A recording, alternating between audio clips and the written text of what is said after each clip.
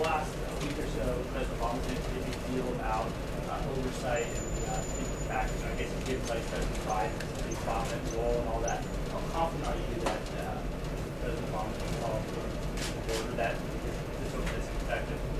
President Obama has been consistent since he was sworn in. You might remember even in his inaugural address, he managed to find a few words related to oversight, and he's consistently talked about reform of government.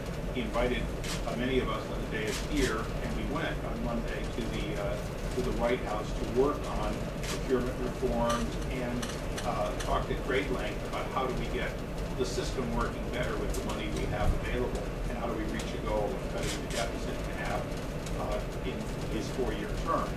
That's wonderful, and we intend on supporting it. Now, we'd like to have a definition of the deficit to be January 3rd or so of 2007, when Speaker Pelosi and Harry Reid took over. We'd like it to be half of what it was then. If not, then half of what it was last year, not what it is this year divided by 2.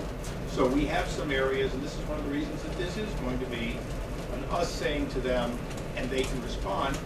We have to be the voice for holding the president to what he says and then working with him to accomplish it. And I actually think he's genuine. I think, and this is just one member, I can't speak for the others behind me, I think the president got rolled by Speaker Pelosi and Harry Reid.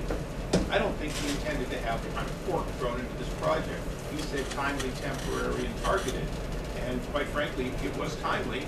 They spent a lot of money very quickly. Some of it will not be dispersed for half a decade or more, clearly not going to hit the target and not going to do what was intended. So we're going to work with the president as long as he'll work with us. Right now, it looks like he'd like to work with us. We'd like to be the strong shoulder he can lean on when Speaker Pelosi starts packing things before us.